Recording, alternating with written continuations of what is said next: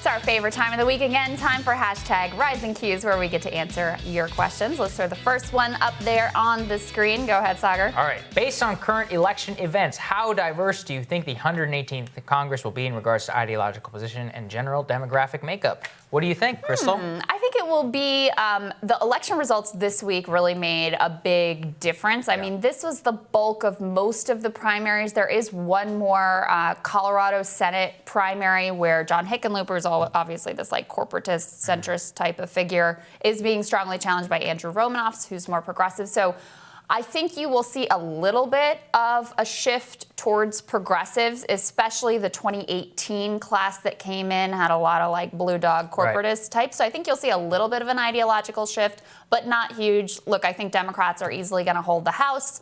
I think they're very likely to take the Senate. So the ideological makeup there is very likely to change. But there aren't many super progressive Senate candidates who are really going to shake up the sort of neoliberal stronghold there. Yeah, and I want to take the same caution on the right. I mean, it's a disaster right now for the right, and a lot of the corporatist types are not doing well in a lot of their races. And I think that if they lose and when they lose, that obviously the replacements aren't going to be coming in, but they're going to be standard kind of blue dog fare. So I think it's a pretty mixed bag from my perspective about who's going to come in and kind of make up that Congress. I've kind of just thrown up my hands at this election. The one afterwards, who knows? Yeah, anybody's ballgame. The one last thing I would say is because of, and I talked about this on the show somewhat, because you had AOC take out an incumbent, because you had Jamal Bowman take out an incumbent, and you had Suraj Patel come very close with Carolyn Maloney, I think there's more of I think establishment Dems will feel more of a threat from their left than they have in the past, and that could shift the way that they act in Congress.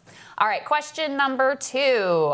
Why does it feel like both parties are trying to lose on purpose, Saagar? Here's what's interesting, and this is something we've talked about here a lot too. Losing isn't really like losing the majority. It's not really scary to them, right? I mean, we saw this very clearly in the Democratic primary.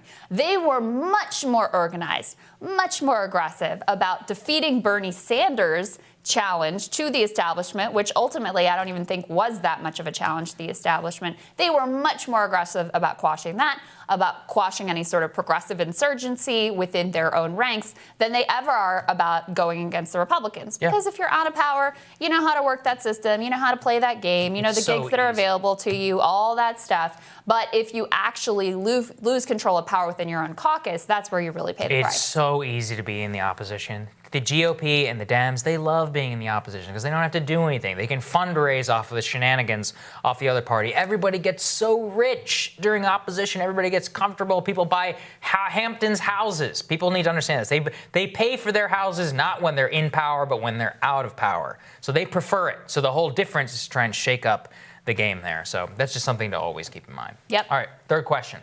All right, from Amag, which is, how highly do each of you value authenticity in a candidate as opposed to their platform, for example? I think that's a good question. It is an interesting question. What do you think? Yeah, I actually value it quite. I would look at it, when you say platform, what I say is, instead of just looking at their words, you say, what have you done? Yeah. And so you have to go back and you have to look and say, hey, whenever it mattered, did you challenge somebody here? And if you didn't, why have you changed your mind?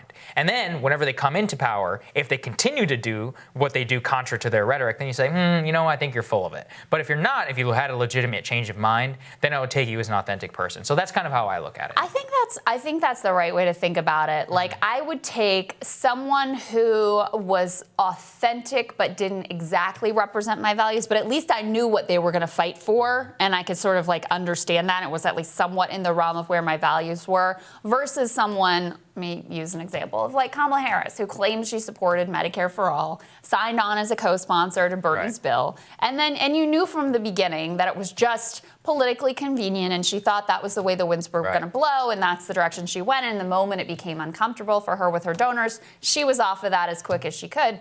And so I think in that way, the two things really go together. Like, if you claim to support the platform that I believe in, but you don't have authenticity, I can't really trust you on that, can I? I agree. All right. Thank you so much for watching. Have a great day. We'll have more content here for you later. Thanks, guys.